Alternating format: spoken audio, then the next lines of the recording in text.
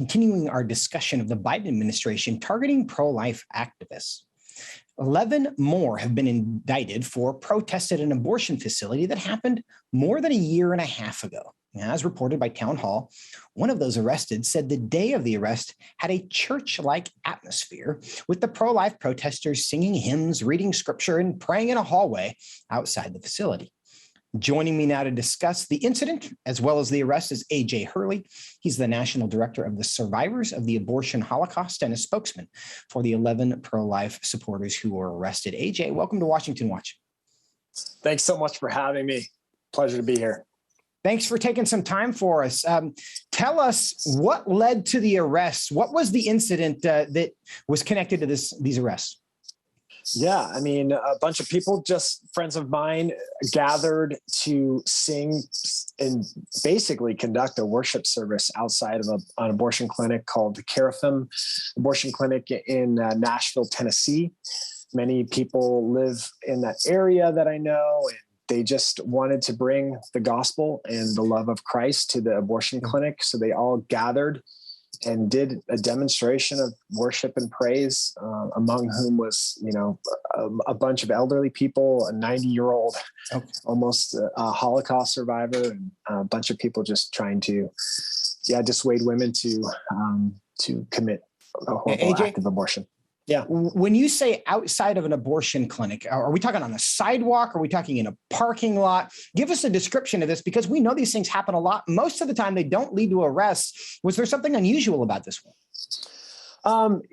Not unusual in the sense. The only thing that is unusual was the brazen aspect of that they did it inside of this clinic. So it's in a clinic that's a multi-use clinic for other medical facilities, and then there's an abortion clinic inside. So they went in, found where the hallway to this abortion clinic is, and had their protest right there in front of the doors. So what are they being accused of? So two things. They're accused of being basically committing a violation of the FACE Act, which is the Freedom of Access to Clinic Entrances Act, and a conspiracy charge. So this conspiracy charge is a unique charge that the DOJ and the FBI have been recently throwing at pro-lifers only this year, really. It's a conspiracy to rob somebody of a constitutional right. And combined, the FACE is 1 year, and then the conspiracy charge is up to 10. So these little old ladies and Christians are facing up to 11 years, believe it or not, in prison for having a worship service in front of the doors of an abortion clinic. That's a particularly interesting charge in light of the Dobbs decision, which overturned Roe. Conspiracy to deprive somebody of a constitutional right in a landscape when there is no constitutional right is an interesting posture for the Department of Justice to be taking. But we talked earlier in the program about Mark Houck, his arrest, the incredible show of force in that case. 11 other arrests around the same incident, but I assume they were not all in the same place. So these happened independently. How were these arrests conducted? So it really varies. Two of the people, the FBI showed up at their homes, Paul Vaughn and Chet Gallagher, longtime Christian pro-life activists, family men. I believe Paul has like 10 children. So they showed up at their homes, guns blazing, and refusing to even identify themselves or provide arrest warrants, and just egregious SWAT-like behavior for peaceful, loving Christians, unfortunately. Yeah, for those who are watching, we were just showing some B-roll of one of those arrests there, and you can see once again you have vests on, people with guns coming to these homes. It does beg the question: what would justify this kind of a show of force from people who haven't even been accused of being violent? It sounds like the charge here is you stood inside of a commercial building and sang hymns, and we didn't like that. But AJ, how are these individuals responding? Are they angry? Are they discouraged? Are they afraid? What's their emotional response? I mean, anytime that the DOJ or the FBI shows up at your doorstep, guns drawn, it's fearful. But I can tell you this, that the level of courage and joy in the midst of this. They see this as nothing other than a persecution for doing right. I mean, Jesus said, woe to you when all men speak well of you.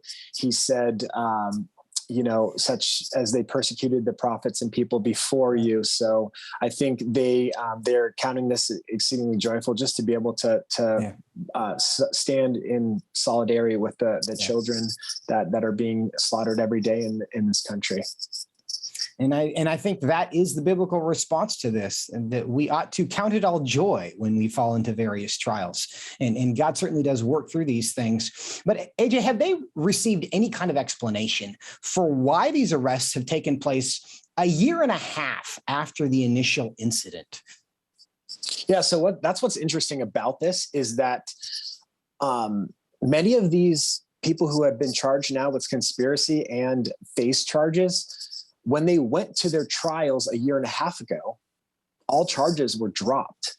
Some of these people never had even went into the building, and they were charged with these charges. So it's really fascinating now that, the judges acquit people of all charges, and then the DOJ comes in, targets specific people of political persuasions or religious persuasions, and AJ, now is prosecuting them. Yeah. I want to get some clarification there. So are you saying there were local charges a year and a half ago, and now these are federal charges? Is that what the situation is? Yeah, exactly. So these people were charged and arrested, some of them a year and a half ago at the time of trespassing, simple trespassing, and they were acquitted of those charges. The charges for many of them were dropped entirely, and now the DOJ is picking that up a year later and charging them again.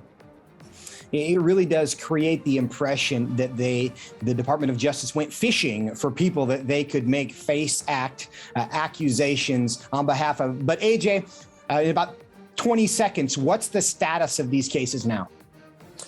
Yeah, so tomorrow, all of the 11 will appear. Actually, most of the 11 will appear at a federal court hearing tomorrow morning in Nashville. And actually, here in Nashville, we'll be having a press conference in the morning with some of them, which Eva Edel will be speaking. Paul Vaughn will be speaking at the press conference, just informing the public of the federal tyranny.